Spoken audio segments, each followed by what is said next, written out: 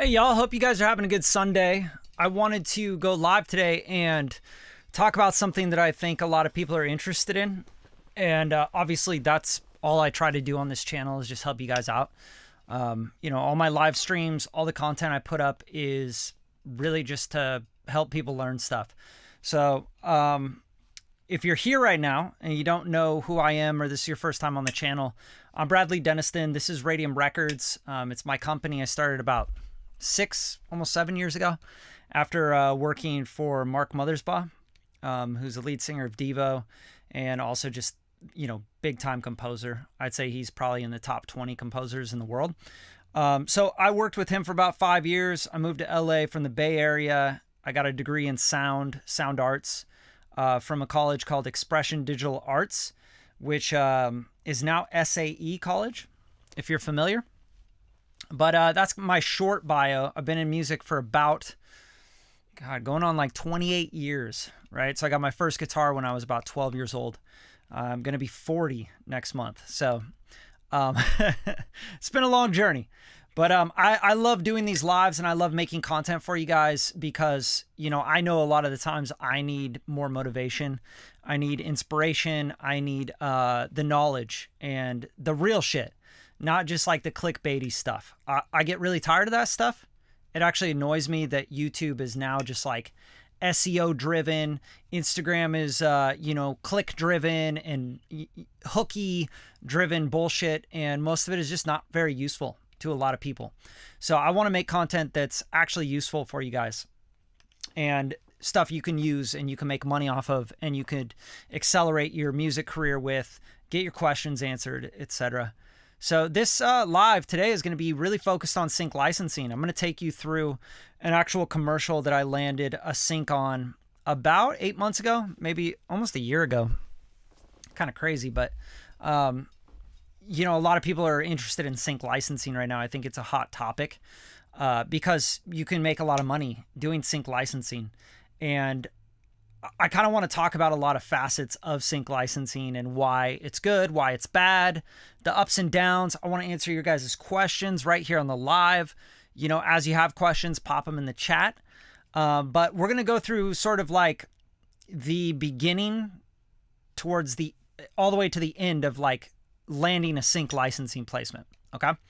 So first off, let's show you the placement we're going to be talking about today. Okay. I'm going to show it to you in Logic Pro. So I know a lot of people on my channel use Logic Pro. I don't know. You may have even seen the commercial, right? I have no idea. But here is the commercial, and it's a Chase for Business commercial, right? And you could probably find it online if you went to YouTube, Googled, whatever. And let's just watch the final spot. I think that would be good. Chase for Business commercial. Okay. And yeah, there you go. Bam. It's like the first one with 19 million views. This one has 50 million views. So they obviously pumped ads into it, right? So this is a 15-second commercial. I'm going to play you the full one, which is the 30-second. And you can see that just has less views probably because it's we started our longer, design, right? So here is the final spot, and I did the music for all this, and I did everything for it as far as the music goes. From, writing, production, playing, mixing, mastering, finalizing everything, sending out stems for the final mix, all of it. So I'm going to take you through that process right now. Let's play this real quick, and we will show you what we're working with here. Okay. Sorry, I have to click all these different things to mute my microphone. We started our design company while we were still in school, which is not how it's usually done. but that motivated us. Chase for Business was by our side to build along with us. From banking to payment acceptance to credit cards, all in one place. Plus, they're right around the corner. There's so much inspiration right here in Miami, and you can see it in everything we design. It's emotional to see how much we've grown. You're gonna get us to cry on this. Chase for Business. Make more of what's yours.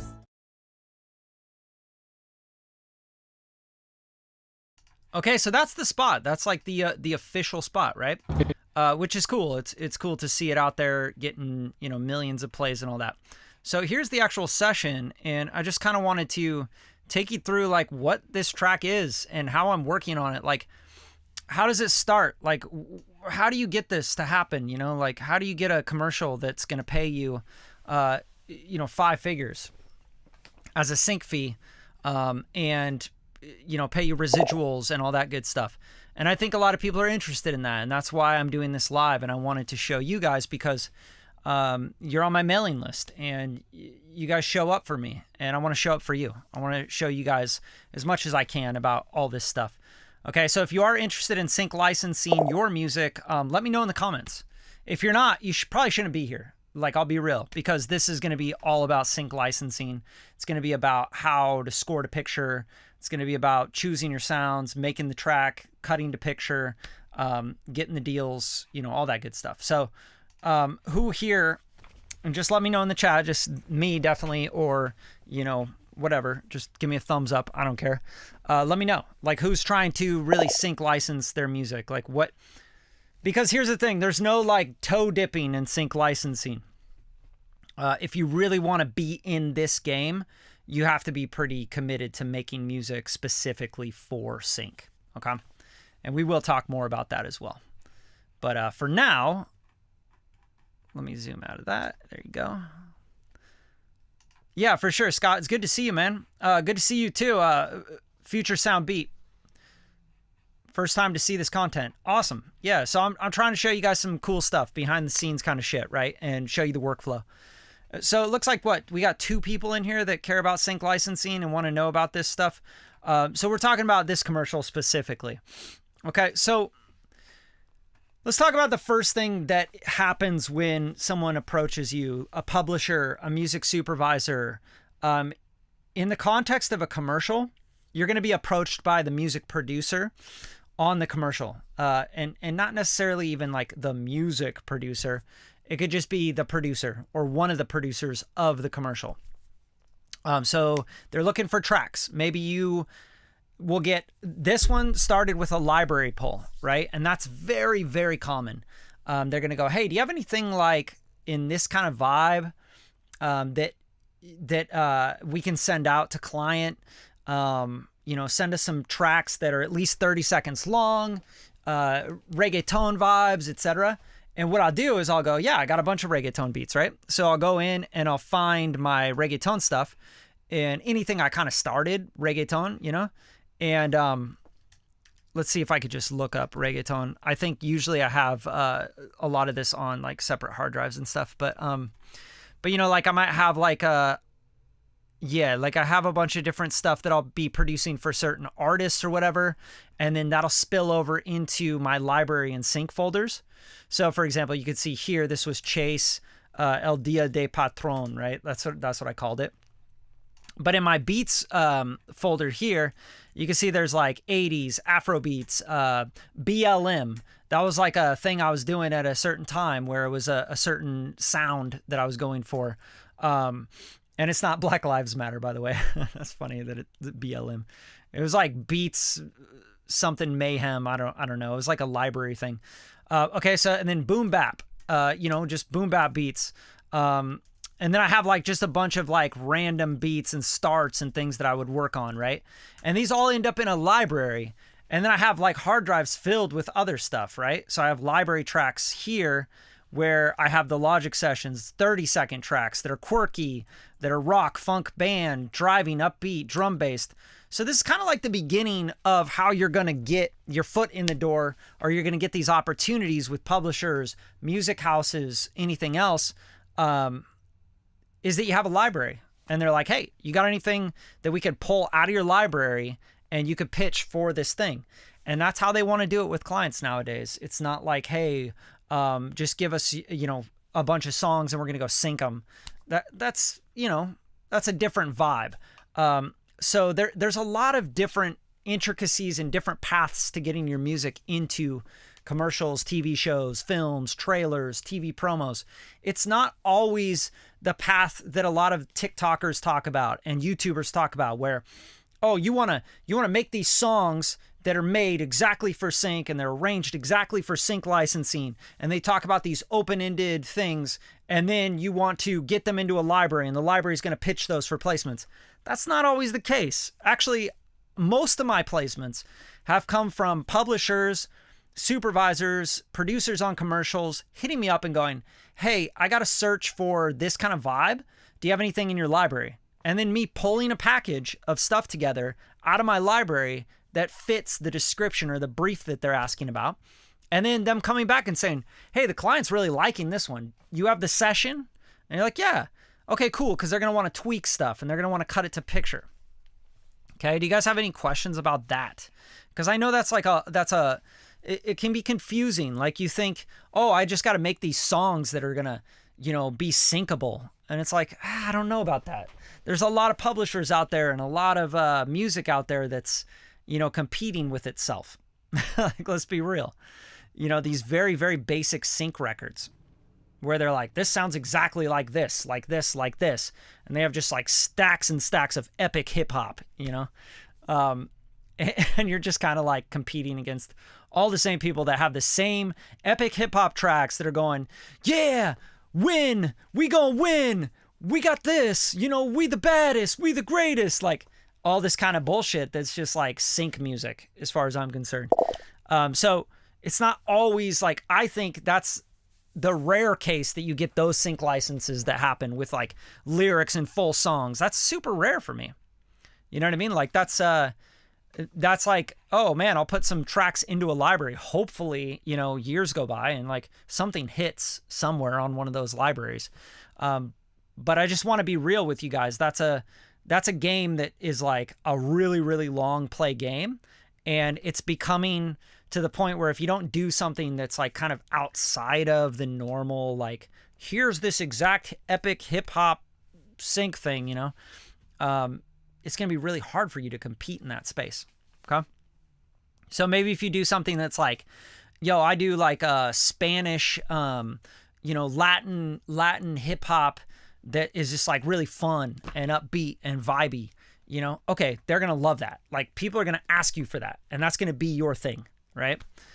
For me, I do a bunch of different stuff, but it's all based on composition. So like the stuff I sync is like composing stuff, right? Like I'll do like orchestral, I'll do reggaeton, I'll do, hip hop, I'll do pop stuff, pop funk stuff. Like, I'm very versatile with my style. But if I'm syncing my own songs, those are going to be my songs. And if they happen to just land a sync, great. But I'm not like making my songs, my Bradley Deniston records, like, for example, if I'm on Spotify with my stuff, right? I am not making my music specifically for sync. I'm making it for making dope records, right? So I want to make dope records that if they happen to play somewhere, cool, awesome, that's dope. That song worked out and a publisher's running with it, right? But I'm not trying to like make the sync song, you know what I mean? And those bands, you've heard them. You've heard the bands where you're like, that is a sync record. It's like, all my girls, we out tonight. Yeah, boop, boop, boop, boop, boop, boop, boop, boop. Yeah, all my girls. You're like, this was made for TV shows. This wasn't made for an artist to be releasing a record. It's like you're trying to sync license it. So I try to make my own records and then I compose and I make my own sync stuff. And then I even have like records that I just have made for sync licensing for libraries because I know that that's going to be more syncable than maybe my personal records. Okay. Now I see a question here from Scott. Is there a formula for sync? There are absolutely formulas to everything in life. Okay. So a big, I make the song creation formula. I mean, if you guys don't have the song creation formula that I sell and I do song creation challenges, you're fucking yourself. Like, it's stupid that you wouldn't invest like $40 into that, and that's literally me for 8 hours straight showing you exactly how I would make something like this for sync licensing for placements and stuff. Goes through everything and it's all in Logic, right? And that formula that I talk about are arrangement, vibes. Like you never want to get too dark, too like brooding, or too like, heavy for something that you want to sync in like commercials. Like, nah, commercials sell products or services, right? They're not trying to be all hardcore and dark and this is, metal is not going to sync on a commercial. If it does, it's going to sync as a joke, right? It'll be like, we need this like metal track. It'll be super rare that a music supervisor or publisher is looking for a metal track to sync for a commercial. Now, metal might get synced into like a video game, right? It might get synced into a TV show or a movie, right? And just think about it like this. Commercials pay the most, okay? They're the top of the top. Advertising dollars, biggest spend, okay? Second spend, I would say, is movies. And maybe even just the promotional part of the movies, like trailers and stuff, right? And then within the movie, that context, if they sync like big songs through record labels, those are pretty big fees. But for like an independent artist, nah, the fee's not that big. And then TV shows. And a lot of people make a shit ton of their music formulaically for reality TV shows. And it's bullshit music. It sucks. I mean, I cannot even hear it. It drives me fucking nuts. It's always the same shit. Always has the same style, I'm a big boss. I'm a big boss, bitch. Boom, boom, boom, boom, boom. It's just like the same shit over and over again. All the reality shows and stuff. Keeping Up with the Kardashians, think that kind of vibe. VH1 stuff, right? MTV stuff. Viacom, they do like big like blanket licensing deals where they just take on a bunch of stock sounding music or music library stuff that's just very basic pop kind of shit, and they just put it all throughout the episodes. And like the orchestral hip hop stuff. Now, I'm not going to sit here and like dog on that, because some people just make a living doing that, and that's awesome. That's their vibe, that's their style. They're just going to make that kind of music. But I just know a lot of miserable composers that compose for TV shows and commercial or everything. And they're just like, oh, this sucks. I got to write this music. I'm selling something. You know what I mean? So it's just that kind of shit is really tough. It's tough to be in that business. And sometimes it's tough to be writing music for commercials. But that's why I don't specifically write music for the commercials unless it's like I'm getting hired to score the commercial. So typically I'm like pitching out my library stuff and they're like, we love this. Now, can you cut that to the picture? So let's just listen and look at this Logic session. I want to talk more about the production stuff, because I could talk about the business side till I'm like blue in the face, right? A big thing about producing for commercial music or for sync licensing or to picture is that you need to be able to be mixing and kind of have your mastering chain and stuff ready to go as you're working, right? So you can see there's like a mixture of like loops in here. There's like one shots. I never use melody loops. Okay. So if I take a loop, it's going to be like a drum loop, a percussion loop, etc. But I do not use melody loops. I write my own melodies. I do not want to get flagged for any of that shit. Okay. So that's what I got here. Like, I'll use crashes and stuff like that from libraries. Taiko snare drum, like I'll take like samples of snare drums and shit like that. Okay. So yeah, let's kind of break down this track real quick, because it is a reggaeton track, but you could see I have like all these pieces over here. See how like there's a bunch of random pieces over here on the timeline? It's because like I made the beat and then I pitched that beat and then they're like, yeah, we like this. Now cut it to the picture. So this is a skill set you need to have, is be able to arrange on the fly, add parts, hit parts on the picture, etc. So you can see at the top here, I have a marker section where I have like intro, and then I have modern element comes in, sub, drums in, right? And then I have transition, and then I have switch up, and then I have emotional pause, because these are notes that you get from the ad agency, basically. Ad agency creatives. And then full music outro, right? So that's like where the full music would come back in, because we're hitting a title card. And that's what this is called, is a title card, okay? When we hit these like little, logos and stuff, chase for business, right? So let's just watch the music without any dialogue. Let's watch this so you can really just kind of hear what's going on with the music and see it as it's cutting to the picture, okay? This is like a really important part of getting the commercial right and getting that sync license to go through is that your shit doesn't like, it like actually hits certain parts of the picture where it goes, wow, it looks like this was made for this commercial, even if it wasn't. Okay? Key. That's a key thing. If you're on the live right now, it's about hitting the picture and making sure the music like joins to the picture and helps tell the story and the narrative of the commercial or the TV show or whatever, the scene, without it feeling like it's like just some random piece of music. You get what I'm saying? It has to be tempo. It's on the cuts, right? Switch up parts where the actual footage switches up as well with the part of the music, right? So let's just watch this and listen.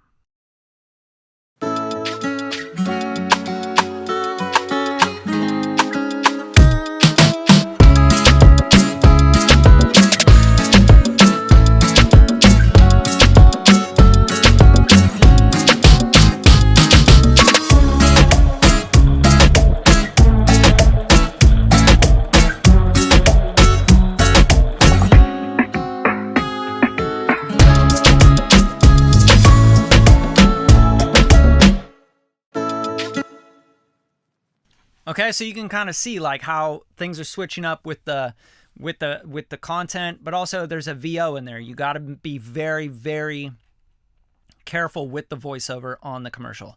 That's a big part of writing music for commercials. You notice there's not a bunch of melody within my beat. You don't hear like ba ba ba ba ba da ba ba da da da ba ba ba da. You're not hearing a big melody because there's dialogue.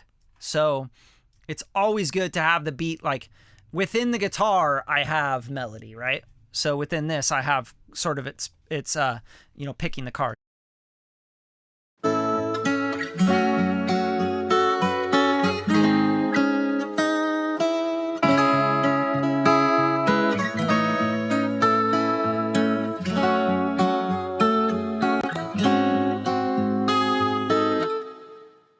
Right? So you have that melody playing the chords, which are just chords. They're broken chords, right? So I write the chords in MIDI, and then I'll either play the guitar or I'll get a guitar player to play the guitar and send me the piece back, or, bring them into the studio.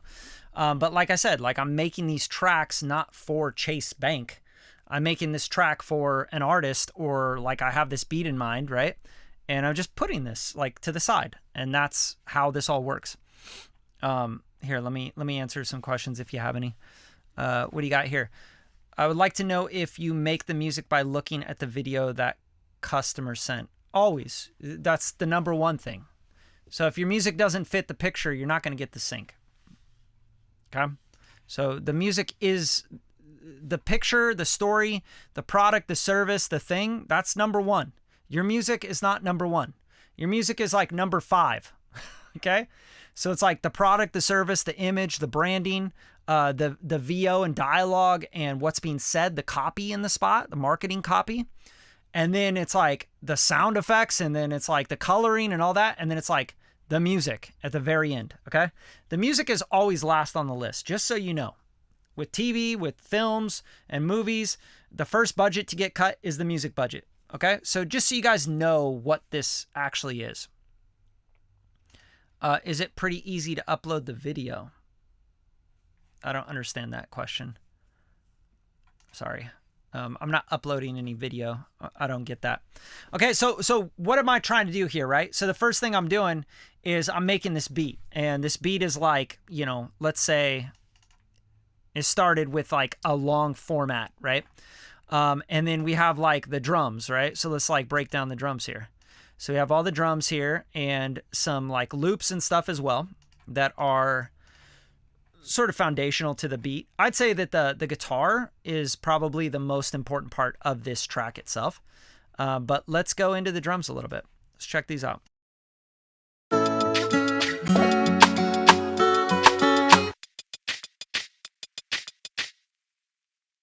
Okay, so I have, for example, the loop here.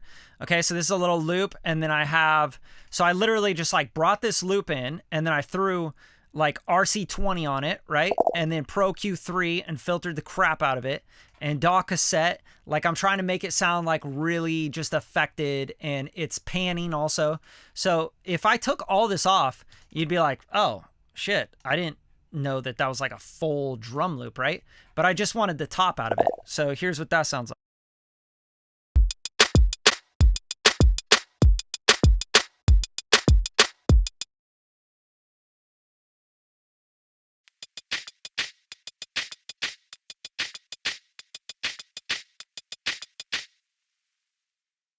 Right, so I'm using that more of like a percussion thing, and it sounds kind of downgraded and messed up. You know, I just kind of fuck it up a little bit, right? And then I got like this little snare thing, right? So this is just like a little snare hit to intro it in, layer these in. This one looks like it's also got RC20 on it. You know, this is supposed to sound like classic old school Spanish guitar kind of vibes.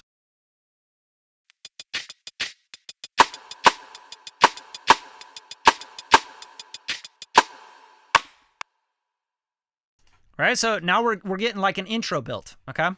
And with that, I have the, let's see, just the guitar, I think. Yeah, it looks like just the guitar. So the guitar and then like this little intro drum thing, right? So it kind of sets the tone. It's like, you know, a small intro. It's nothing crazy. No bass. Nothing comes in until where the drums come in here. And on the picture, you could see it's kind of like a wide shot of a cafe or something. Right? So that's when you're going to hit like bam, right? That's where the drums come in. Doom. Okay, so girls are talking. You're setting the scene. We're getting a little intro going.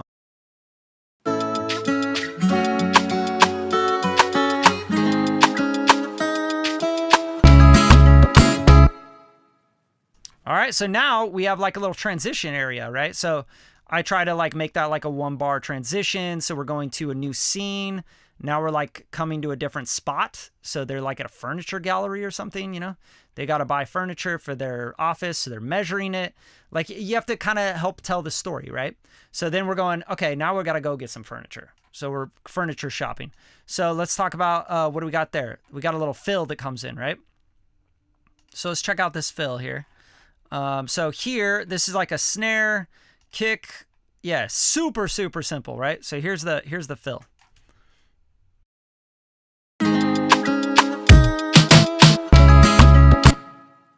Put that doom back in there, right? That's a big part of reggaeton. Boo, ke boo, ke, you know? Do, ke do, ke, do, right? Super important. If you don't have a doom back, you don't have reggaeton. All right, so that's what they wanted. They wanted like that modern kind of vibe going on. All right, and then we got like a little bell thing. I didn't have that in, it doesn't look like. And then what do we got here? Nothing, and then there's a kick. Nope, muted it. So what else? We got like a percussion thing, okay? And then the drums. All right, so here like the foundation of the drums here, and the reggaeton bass, which I bounced in place and made audio out of it, I'm pretty sure. Yeah, so here's the reggaeton bass, and then I threw like R compressor on it, right? Just to hold it together, and the Wolf compressor. So like that's super compressed, hyper compressed bass. All right, so let's hear the fill, and then we'll go into the drums and bass.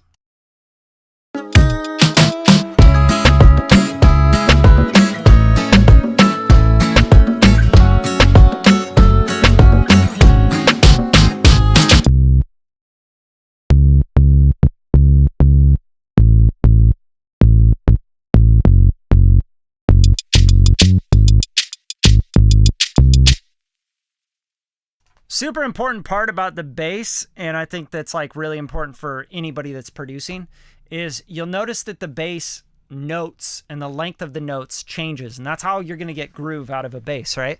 You don't want to always have like boo boo boo boo boo boo boo boo, like all the same length. It doesn't groove as hard, right? So as you can see on the audio, like these are like doo doo doo doo doo doo doo, right? It's like different lengths, which is going to give a different groove. And so that's like a big part of reggaeton to me, like just having that pocket, right? So let's put these together with the drums. And you can see I just kind of like, as I'm going, I'm just flying, right? Nothing's labeled really. There's no coloring being done. I have to go fast. These are fast turnaround times, right? Like, yo, can we get a revision in in like a few hours here? I'm like, yeah, I got you. You know what I'm saying? That's part of the game as well. All right, so a new guitar part comes in as well. What do we got here? This is a new guitar part.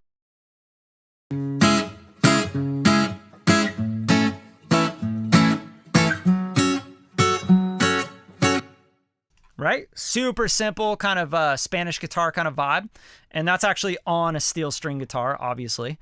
But let's put in like the drums, and let's put in the loop here, which is just our little perk loop. And then let's put in the bass, right? So I'm just putting in all the foundational elements to the track here. And this reggaeton bass is everything, right? It's like a sub bass. And if I was to show you the instrument, the actual bass I used, the MIDI bass, for the reggaeton bass, it is the Mini V3 from Arturia. So analog sounding, very like, this is maybe my favorite bass preset. And then I usually tweak it a little bit, but it's a bass you'll use. So if you guys want that, take that. A bass you'll use on the Arturia Mini V. It's fucking great. It's just like an awesome sounding sub bass. Amazing for reggaeton, amazing for so many other things. So yeah, so that with the drums, and then let's put in this little acoustic rhythm guitar here.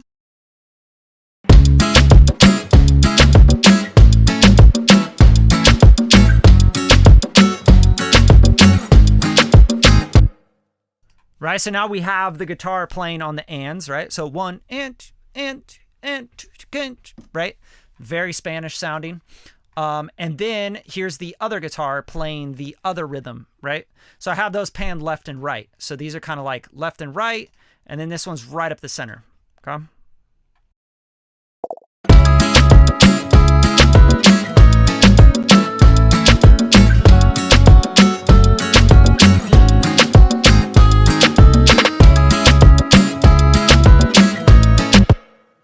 Okay, so there you go. So that's like kind of like that's like the foundation of the track.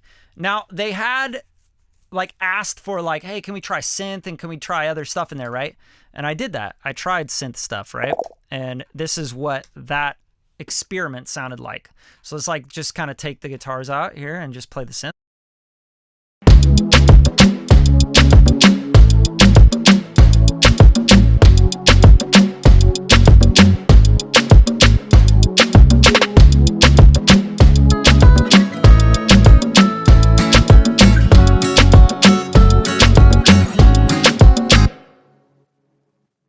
Okay, it was just like a little too much, and I was countering it, but it's just like too much mids and too much low end and stuff, right?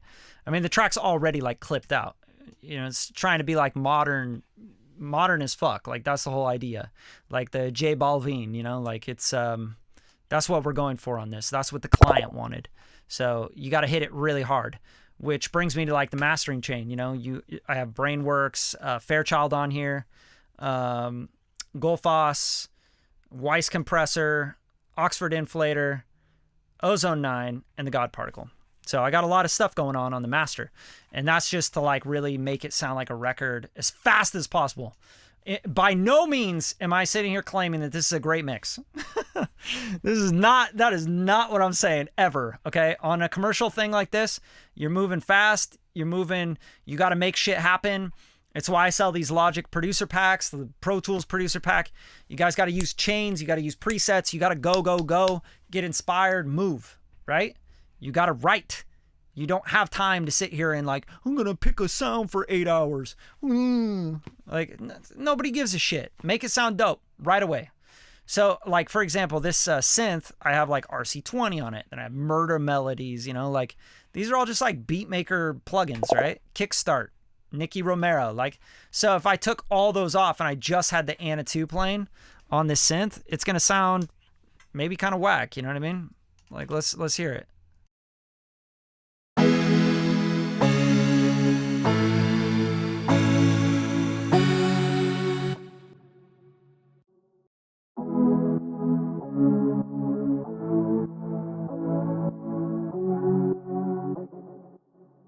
Right, so that makes it way more like swimmy, modern reggaeton.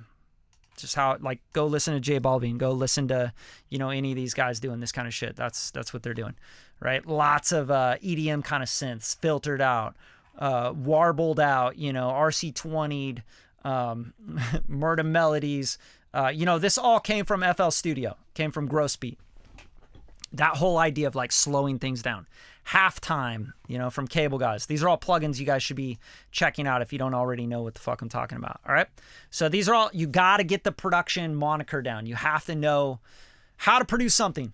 Like, yo, I want synth pop. Okay, you got to know what is synth pop? What instruments are you using? What plugins? How do you get those sounds right away as quick as possible? Making reggaeton. Okay, what's modern reggaeton? It's basically reggaeton drums, doom beck, and then trap sounds.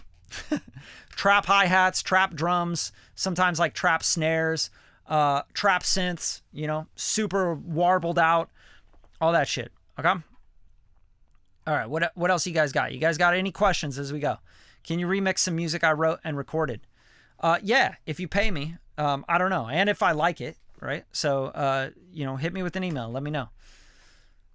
Put Japanese vocals. No. I will not be putting Japanese vocals on top of a reggaeton beat. But, you know, maybe if the client was like, yo, we should try Japanese vocals on this. And they're like, we're going to pay you, you know, $15,000 to use it for a year. Then I'd be like, cool, Japanese vocals it is. You know, that's why you make this kind of music for commercials, is because they're going to pay you, right? You don't do it because you're going to go like, get all this clout and make all this, like, you know, get a big brand going. Like, nobody knows who fucking composes music, you know? They don't know that I did this. No, it doesn't say music by Bradley Denniston. You know what I mean? So, I ain't tripping on that. So anyway, y'all got any questions about any of this that I'm talking about right now? Like, I'm just showing you like the setup, how to fly with your chains and your plugins. I have a synth bell in here, Anna 2 again. Apparently I really like the Anna 2 sound for the reggaeton shit that I was doing. And then again, RC20, Murder Melodies on here. And let's hear what that sounds like. This is just kind of like a bell thing at the end. And I did this to have like the emotional pause in it, and then also to bring things up at the end, right?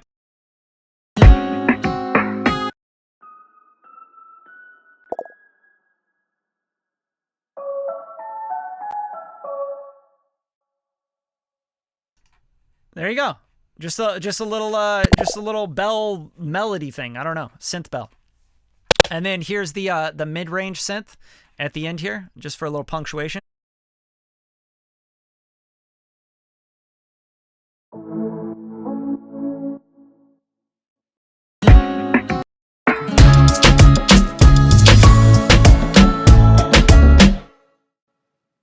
Right? And then there's little transition elements that I'll pop in there to make sure like that really hits. So you got like the low sub bass comes in, you have all these drums, but then you also have like this guy, right? And this kind of like reverse effect here. Check it out.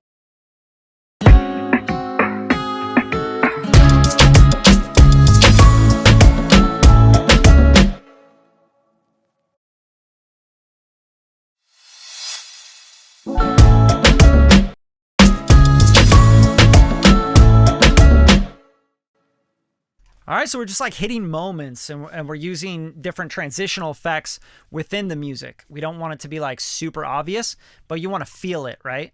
And you want to kind of see what's going on with the picture. But everything should be synced up to the picture. That's the idea, right? So, for example, here we switch up. We go to a different scene where we go into like these wide shots of Miami, right? So here's a little switch up here.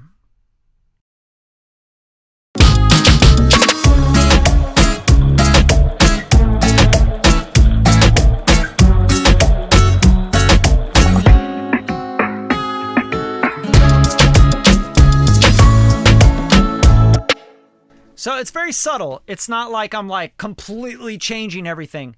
I'm just kind of switching up the vibe and the beat a little bit. And then adding this kind of synth here. Let's see where that is. I think it's this guy here. Is this it? Okay, yeah, so I'm adding that like low sub bass, which is really, really adding like some like, you know, Miami heat to it, if you will. Then we got a new kick drum here, and then we got a shaker.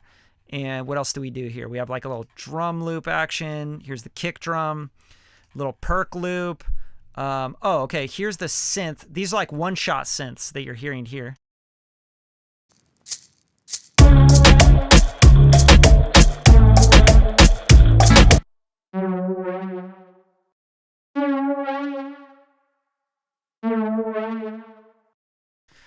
So I'll do that a lot, and that's something that I think is really fun to do, to switch things up and also make it sound like it's not a sample, it's not a synth, but it's kind of like in between, and that makes things really modern.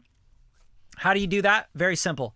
You want to like take a analog synth or a one shot from a loop or from like Splice or a pack or something, and you want to know exactly what note that's hitting, like if it's middle C or whatever.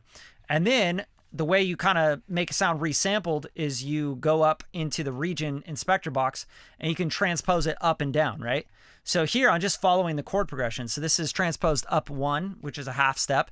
This is transposed down 3, and then this is transposed down 6, right? So these are all half steps.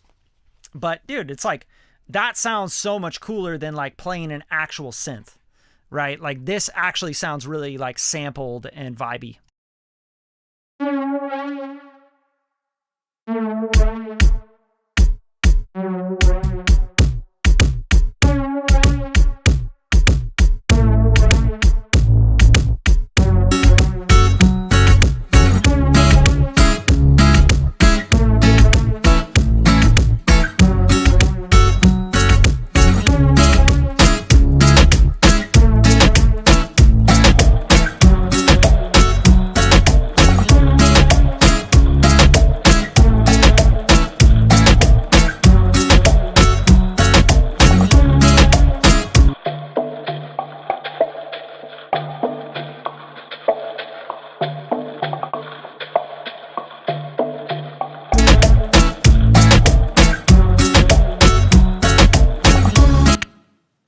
I love doing that as well, like taking a loop and making it, it's like kind of out of context. If you heard this loop by itself, you wouldn't think that that drum beat is going to be on top of it, right? Like you hear this does not sound the same.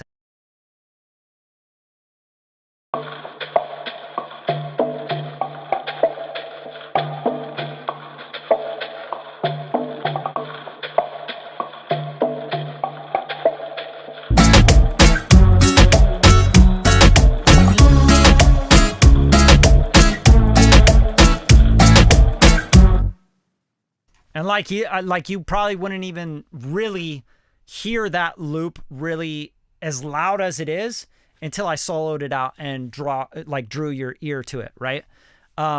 Really, it's like just plain syncopation. It makes it feel more Latin, okay? It makes it feel more like classic Latin, right? Like Miami, like salsa clubs. You get what I'm saying? So I'm trying to trigger those things. So when you see the visuals, you see this beautiful, like colorful stuff, right? So these colorful buildings, the tropical plants, like that's what we're doing here, right? Tropical plants, orange building, okay? And then we go here, we got like the strip with palm trees, right? Yellow, right? Pink. We have like these vibrant colors and like this very like just kind of Latin Spanish kind of thing going on here, right? So you're seeing the buildings of Miami and the beach and everything. And that kind of like take this loop out and it doesn't sound as Spanish, right? Like, cause that's, you know, just doesn't.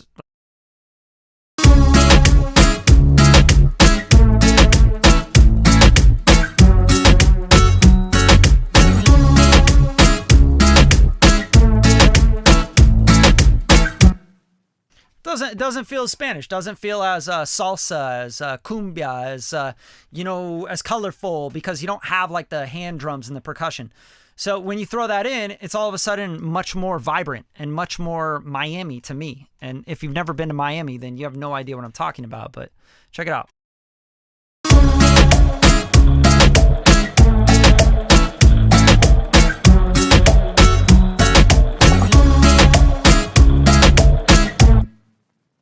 You know, for me, it's like I lived in Central America, right? Like I lived in Costa Rica when I was like 20 years old. So I just like try to take myself to the beach clubs and the beach bars and stuff where, you know, the parents would be dancing at night, and they would be doing salsa, and everybody dance all night long, and all the different like classic songs would come on, and they always had like different rhythms and timbales and congas and bongos, and you know, and you have like these little syncopated rhythms and stuff. So I just try to like trigger that shit. That's what I try to do, is like make that kind of more spicy, put the spicy on there. But yeah, anyway, so that's kind of like where my head's at with that. Now, of course, you know, I'm also following client notes. Like when I get client notes back, I have to go towards what they want. If the client is like, yeah, we'd like to switch this up, or this is getting too dark, or, you know, let's hit this ending. Like, for example, they had this emotional pause part, right? And the reason the emotional pause is there because these girls are like, yeah, you know, they say something like, yeah, we love each other or something right here, right? So you wanted to clear this VO here, and here, I'll show you what the VO is. It's emotional to see how far we've gone. You're gonna get us to cry on this. Right? It's emotional to see how far we've come. You're going to get us to cry, you know? Like they clear that. Make that an emotional pause, right? So without like losing the vibe of the track, you still have to put something in that kind of like lets that breathe a little bit, okay? So those are all just notes from the client. But anyway, do you guys have any questions at all about any of this stuff? Sync licensing, writing to picture, the vibes, like what's important, what's not important, you know, how to really do this shit? Because like this shit could get you paid. And also, I'm gonna leave a link in the description so you guys can check out my mentoring group, because that's what I talk about in all that, is like helping people get to make some money in music. I mean, shit. Everybody wants to make a living doing this, because then you can do more of it. You can make more music, right? If someone's gonna pay you to sit here and make music for their commercial, their record, their TV show, their movie, whatever, like, you do it, right? Like, it's either that or you go to a day job or do something you don't really want to be doing so much, right? So what questions do you guys have? You have to have questions. And if you don't have questions, then you're failing right now. Like, you should be thinking about good questions to ask. I think one of my favorite things a mentor of mine told me was that the quality of your life and the quality of your business and the quality of everything you're going to be getting in your life always comes down to asking quality questions. It's like a lot of people don't even know what questions to ask. They're like, oh, how'd you get that snare sound? It's like, who gives a shit? That's not going to make you a bunch of money. If I show you the snare sample I use there, what plugins are you using? Who cares? You know, like, figure out good questions to ask, like really good questions. Come to the table with quality questions, get quality answers, and move your life forward, right? Like, you can't ask Chat GPT a quality question and get a quality answer from Chat GPT. It's just a database. It's not even trained right. It's not even up to date. So you have to be able to ask the people that are doing it right now quality questions, okay? So I'm encouraging you guys right now to come up with that. Remix Billie Jean by Michael Jackson. Okay, will do. How about the deliverables? Do you export at a certain rate and X labeled a certain way? So with the deliverables, like, you could see like what I called this, right? Chase-2-El Dia de Patron V5. So this is like version 5 of, you know, going through edits. But if I was to go to the actual commercial itself, let's go to Library and Sync and go to commercials. Okay, so like, here's Chase for Business, right?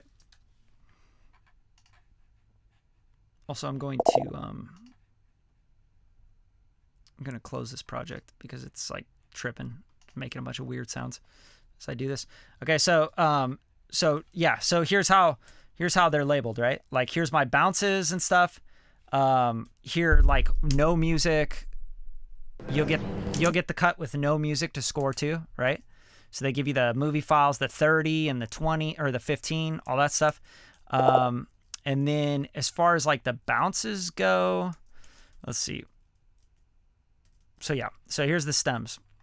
So you can see I have a bunch of different versions. V4A, V4A3, V4A, or V4B, C, C2, V5. And it looks like what got stemmed was the finals, right? So V4A3 stems. So here's how I stemmed it out right here. So here's the mix, right? I put asterisk mix, so it shows up at the top of the folder, dash El Dia de Patron, and then the name of it, and that's going to be the full mix of the track.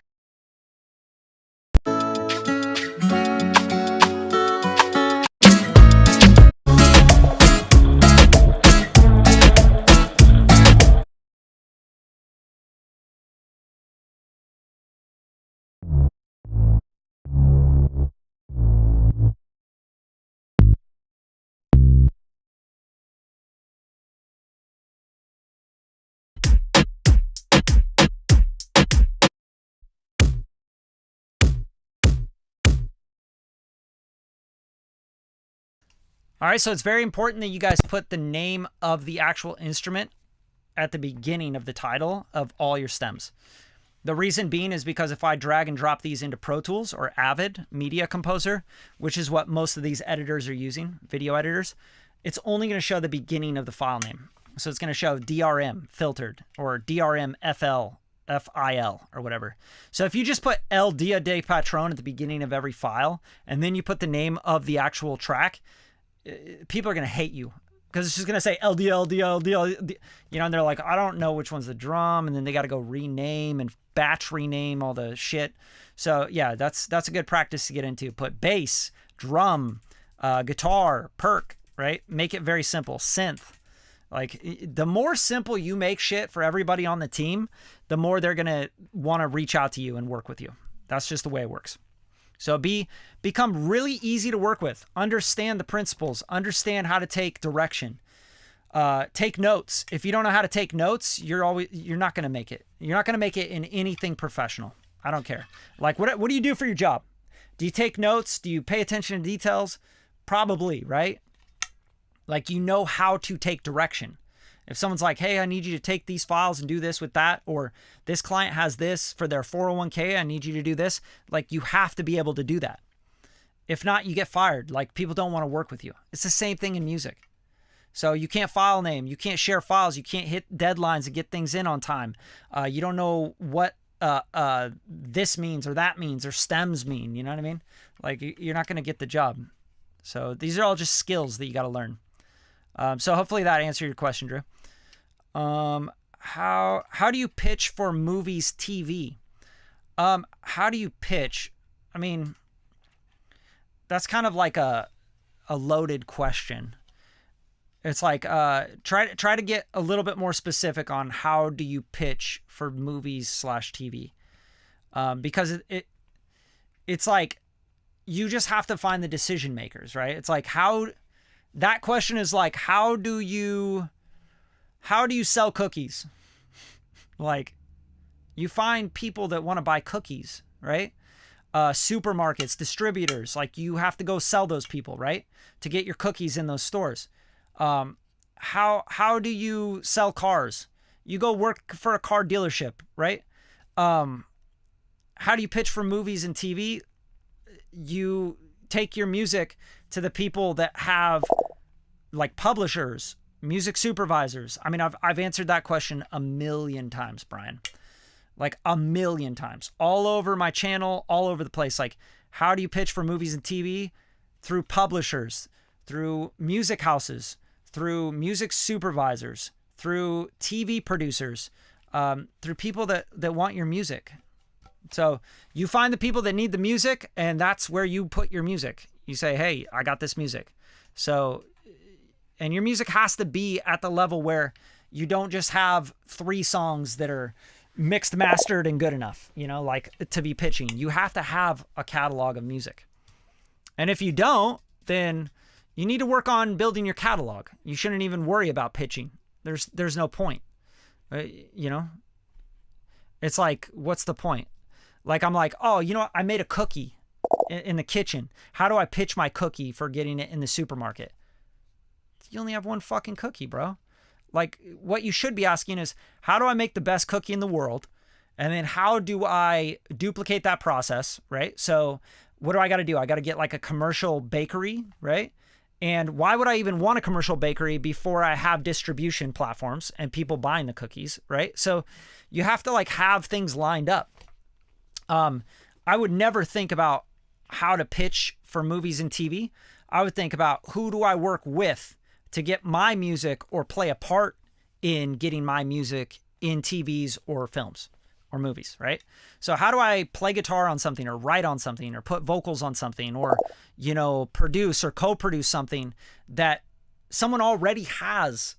Like I'm a composer producer, like I have publishers and opportunities all lined up. I've been doing this for a long time, right? So how do you work with someone like me to make a track and to collaborate or play guitar on or write stuff, you know? Oh, I got a bunch of different riffs that I've made. Okay, here's 50 riffs, Brad.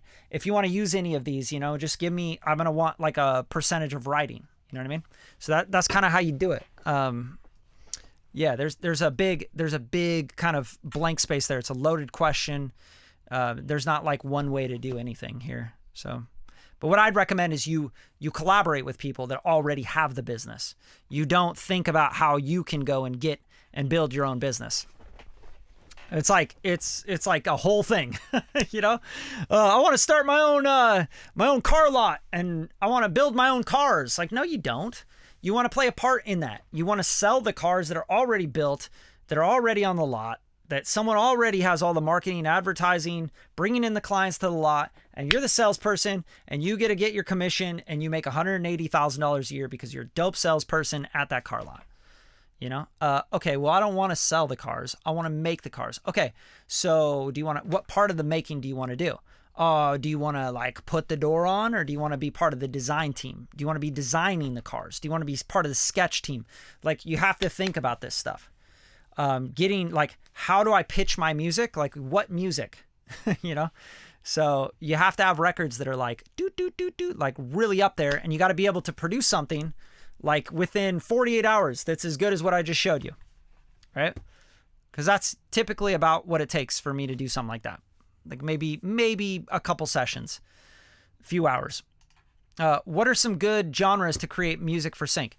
That's a great question, Ken. I think what I would do right now, if I'm looking for genres to create for sync, I pay attention to my favorite shows, my favorite commercials or advertisements, brands, you know, Apple, maybe it's Dell computers. Are Dell computers even around anymore? You know, Samsung, Sony, etc. And I'm watching those commercials and I'm checking out what music's being played on it. I'm watching the shows, and then you can totally just like, here's a cheat code for you. Simple.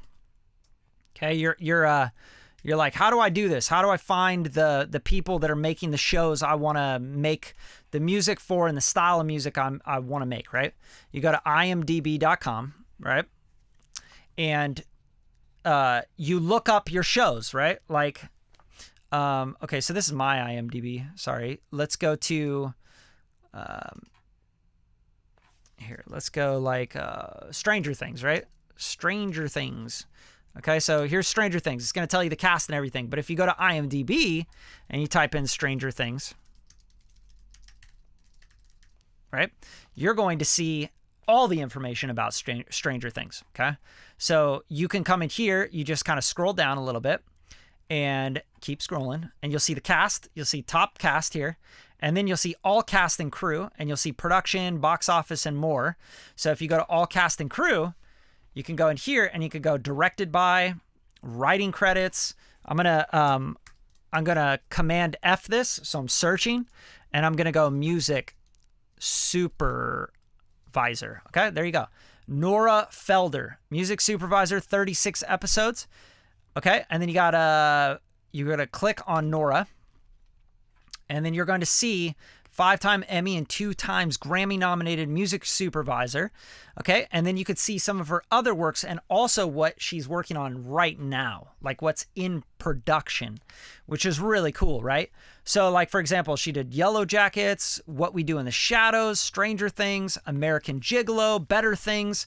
You want to find the people that work on the shit that you like, and then you want to see if they're working on anything currently or upcoming. See how this says upcoming? So upcoming, oh, there you go. You got Stranger Things going 2025, music supervisor. So that means she's working on new Stranger Things, and she's working on Time Bandits. And that's in post-production right now. So that might be a little too late to be pitching for, but Time Bandits, you could see she's the music supervisor on all that. Now, here's another cheat code, right? Like, if you're like, yo, I can't reach out to a music supervisor directly because they never respond to me and I don't have enough music and nobody knows who I am, etc., then you want to go to music publishers, right? So just go music publishers or publishing companies, whatever. It doesn't matter. Or music libraries or whatever, right? And then you can see here, if you just kind of, oh, here we go. Top 10 best music publishing companies in 2022. I mean, you can find lists of music publishing companies to reach out to. And Sony Music Publishing, I wouldn't reach out to them, or Universal Music Publishing because they're huge. So those are the top 3. Cobalt is really big as well. Indie Flow might be good. Stronghold. Yeah, let's check this out. Here you go. Stranghold. Holt. I don't know. But anyway, you can see their sync. So you can see sync right at top. You can see contact us. And you can see what they've worked on. So you're like, oh, they're doing like Netherlands stuff. And they have a playlist here, the vibes that they work on and the artists and music. And you can check them out. And you can go Pen Music Group. All right. I just like looking up places. This is very, very simple, you know. Sync. Go to sync, and here we go, syncs.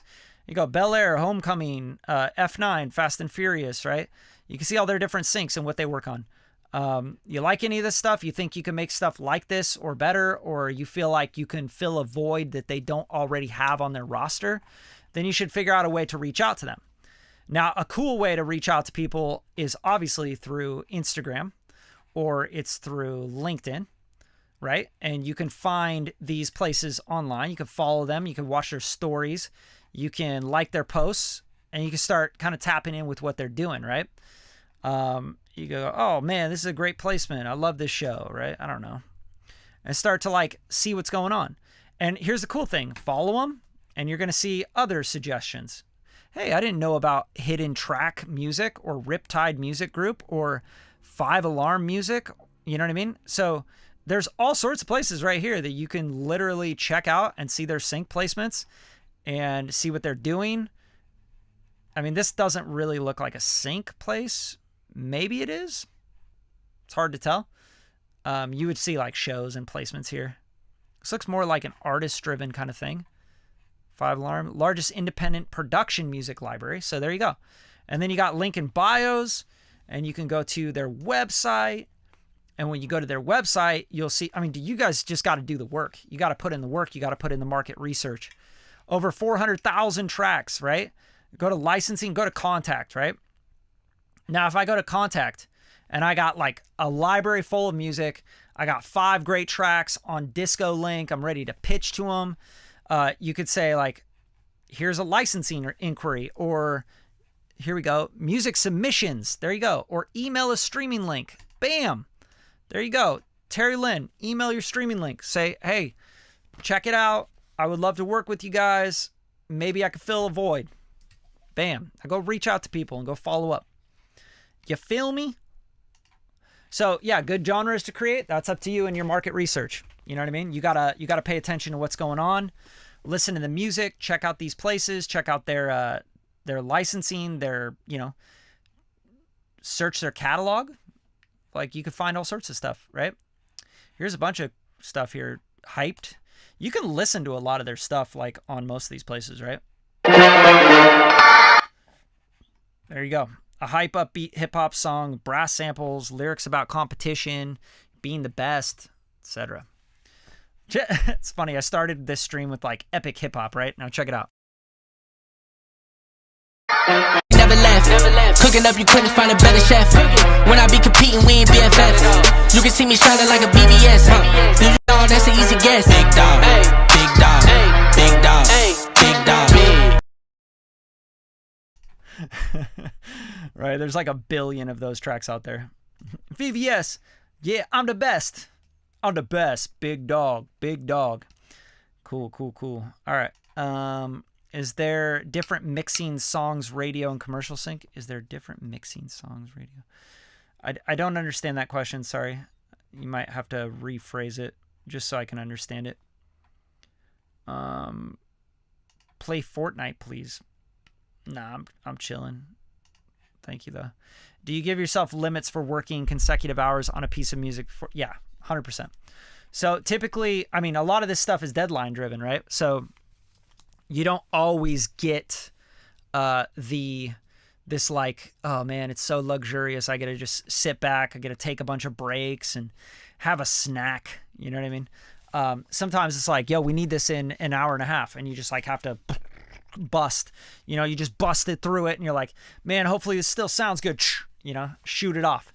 But other times, you know, when you have a few days to work on something, what I like to do, and this is really key, I think, for sync licensing and writing any music, whether it's your artist stuff or for someone else or for an artist or, you know, label or whatever, you want to just like sketch and go, is this something I should keep working on? Yes or no? Like, am I beating this dead? Okay. No, fuck it. Put it aside. Start something new. Start a new chord progression. Start a new vibe. Use different sounds. Get your head out of the space that you're in, you know? Take a walk, come back, make something new. Just keep sketching until you feel like this is something I want to actually work on. I think people get stuck, and I did this for years. Like, remember, I've been making music for 2.5 decades, right? Like, honestly and seriously making music and like on a daily basis, I've been doing it for 15 years, right? So I would say most of the time, the shit that I'm going to write is going to be stuff that's not ever going to get used. It's going to sit on a hard drive. I don't even like it. I don't think anyone would really like it, but maybe someone would like it, right? But it's not something that I feel like is worth going all the way to the end of. Like, oh, I should finish this. I need to arrange it. I need to write lyrics to it. I need to mix it, master it, put it out. Like, no, fuck no, right? You have to be able to edit yourself. You have to be able to go, that one's not good enough. Put it aside. What wasn't good enough about it? Well, the chord progression, the voicings is just not inspiring. It's not good. It's not voice leading. It doesn't feel right. I don't know what genre it is. It's really kind of obscure and weird. I'm just going to do something different, right? Okay, go back to the drawing table. Go back to the board. Sketch again. Sketch again. Sketch again. Keep sketching until you feel something like, you know, pop out. Like, oh, that's a dope melody, or I love that chord progression. I'm going to, dude, I got to work on this. This is inspiring the hell out of me. But yeah, usually I'll work for about hour and a half, 2 hours, and I'll take an ear break. Go on a walk, go outside, play with the pups, whatever it takes. Like, I'll just get away from it. And then I'll come back and I'll realize like, oh, that's dog shit, but that part's really dope. Maybe I should flesh that part out, and that's the track. If you need to hire someone to mix your music, can you still make a living on music sync licensing even when you have that extra cost? Absolutely. Mixing, let's see. I charge $400 on my like lowest tier of mixing and mastering for independent artists. My highest tier is for independent artists is $800, like full on tuning your vocals with Melodyne and everything. One sync licensing placement, I've never had a placement under $500. So, and that's low. Like putting a placement into a commercial that's going to get used on like social media, and it's like a 15-second spot or something that they're using for like, you know, 14 weeks, $500, you know, $750 as the fee. It's an investment. If you're going to make tracks and you're just going to make a bunch of garbage, you're not going to get anything from that garbage. The best way I could put it is you're going to decide that you're going to make headphones, right? Whatever it is, it doesn't matter. It's a song, it's a microphone, it's headphones, it's guitar picks, it's these plastic bottles that you're going to sell on Amazon, right? Like, you have to make a product that is good, that is great, that is going to be... the value of it exceeds what, you know, people spend on it, right? So these headphones, you're like, oh, they sound like dog shit. They broke within a week. Nobody's buying them again. They're not going to sell. They're going to stop selling right away, right? So that's what you guys are doing with your music. You're like, if I just make a bunch of headphones and they all suck, but if I put them out there and blast them out there, then somehow, some way, something's going to pop. It's just fucking insane. That's so stupid to think like that. The way you always want to think is, how do I make my product as good as possible so that it's an asset? Now this is an asset. Now I've had these headphones for probably 5 years, right? These are an asset. I mean, they're all worn out. Like, look at them. They're all chipped up and shit, right? These are an asset. I've mixed records on these. I check them. I check on them. I use them as a reference point. You know, they've made me tens of thousands, if not hundreds of thousands of dollars. So is your music going to make you tens of thousands, hundreds of thousands of dollars in revenue? No? Why not? Because it's not an asset. Why is it not an asset? Well, because the writing's not very good, the arrangement's not very good, my production and my sounds are dated, and, you know, I'm just doing everything myself. The mix, you know, maybe everything's great and your mix sucks, your mastering sucks, and you don't want to spend money on mixing and mastering because you're like, well, that's an extra cost. What are you shooting for, dude? You know, I hear artists all the time like talk about, I want to be this famous artist. I want to sign a record deal for $1 million, right? I want to get a $500,000 advance. And then they're like, $400 to mix and master, that's too expensive. If that's too expensive, then there's no way you're getting the $500,000 advance. If that's too expensive, your song's never going to sync license in a placement that's going to pay you out $5,000. Like, come on. You got to think about your investment, your asset, and what you want it to be worth, and what you think, like, because a lot of people in music, they think they're like flipping things, like it's a used Honda Civic. I bought this Honda Civic. It was $2,500. I fixed it up and I sold it for $10,000. I made a profit. You know, that's not music. Music is like a forever thing. It's a lifestyle, and you have assets and you have liabilities. I have a shit ton of liabilities on my hard drive that are not finished. They're not mixed. I played guitar on them very poorly. I'm not putting them out. They're not going to make me any money. They're not going to build my brand in any sense. I'm not going to release them. They're going to diminish my brand. People are going to think, what the fuck is this garbage, right? This is not at the standard that Bradley would release a record. Same thing with your music. You start putting out shit. Oh, it's not mixed. Oh, this is a demo. Yeah, everyone's going to be like, that guy's not, he's not a musician. He's not a producer. He makes demos. He doesn't finish anything. Producers finish a product. So it's up to you. So what do you want to get out of sync licensing? Do you want placements that are going to pay you 5 figures? Okay, then you have to invest. You have to. It's just part of the game. Pay players. Pay a guitar player. Pay a bass player. Get a drummer on your tracks. Like, buy them out. Have someone mix and master your tracks. Buy them out. You own everything. It's your shit. If you don't want to own anything, you want to split and you want to collab and stuff, that's a different game. You know, you have to build a team, and you have to be awesome. You have to be excellent at one thing. You have to be like a top line writer that can, like, I can send you something. You write a top line. It sounds incredible. It's amazing. It's done and done. And you can shoot it back to me within, 24, 48 hours. You cut all your parts, your doubles, your harmonies, your stacks. You got my stems, bam. And you delivered. I'm like, yeah, let's go 50-50 on the track. You feel me? Then I'm producing, I'm mixing, I'm mastering, I'm connecting with the publishers, I'm making the sync license deals, and you're like, fuck yeah. So unless you're awesome at one thing, then yeah, you have to invest into your craft and into your assets. It's just the way it works. Bradley, how do you export at 48K because it's synced to video? Isn't video usually running audio 48? Yeah, I mean, just start your session at 48K, right? But that's really not relevant today. Like, it doesn't matter. Like, you're not, I guess the best way to put it is, like, you're not,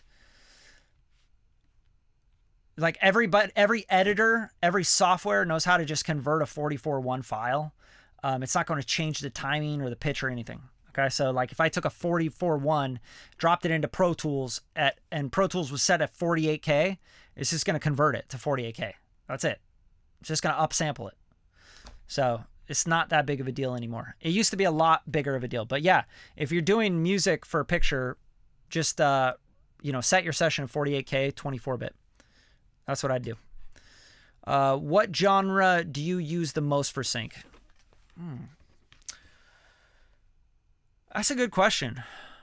I think my genres just like span, like they're all over the place for sync.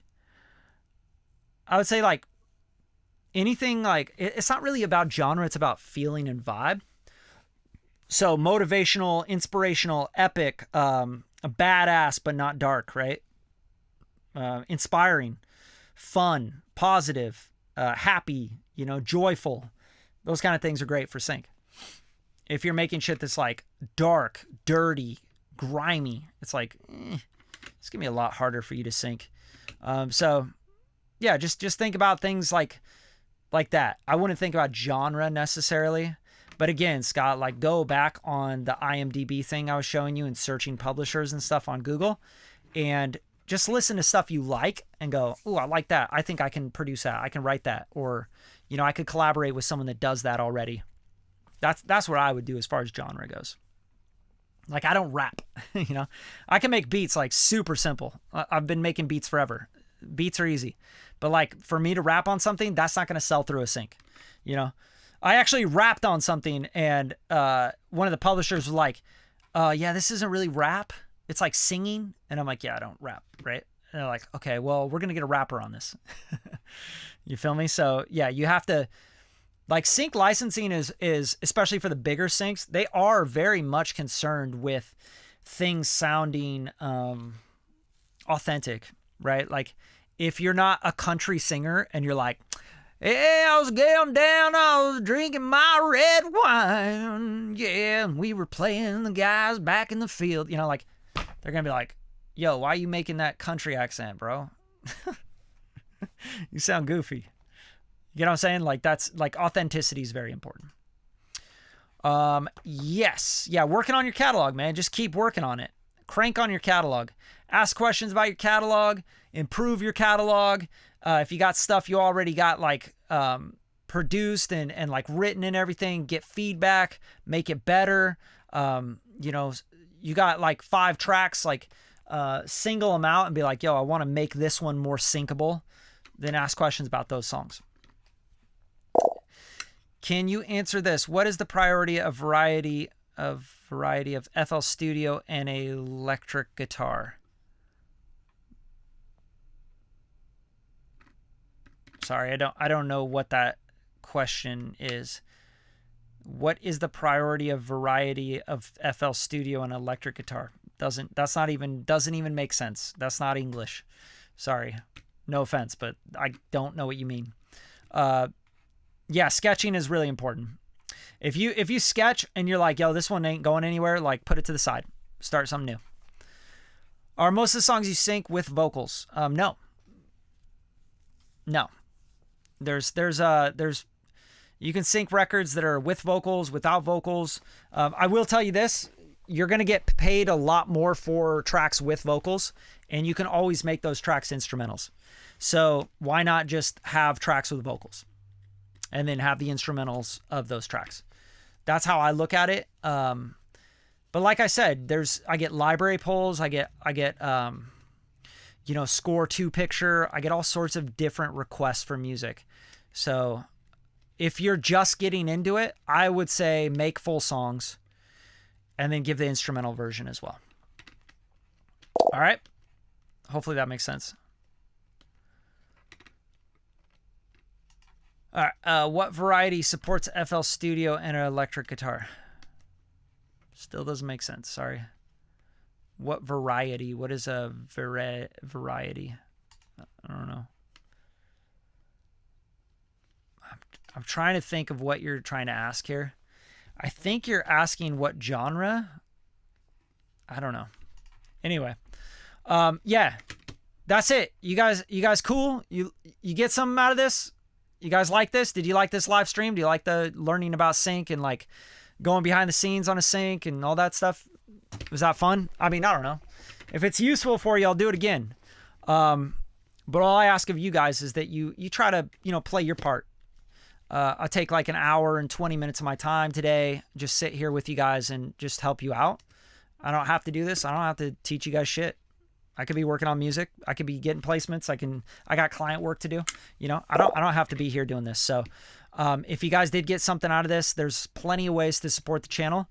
And the biggest way you can do it is just by simply sharing the show, sharing the channel, subscribing, dropping a like, dropping a comment on the video, going and showing love on other videos. Like, help out the channel. That's it. Like, you didn't have to pay me anything to get my time, and if you do want to really support the channel, you can super chat me, which is like very simple. You can drop $1 donation. You could donate $5. You could donate $1 million if you want. That'd be awesome. Someone just drops $1 million on me. They're like, I'm a billionaire. Thanks. Here's $1 million. I'm like, woo. And then YouTube would take like probably $700,000 of it.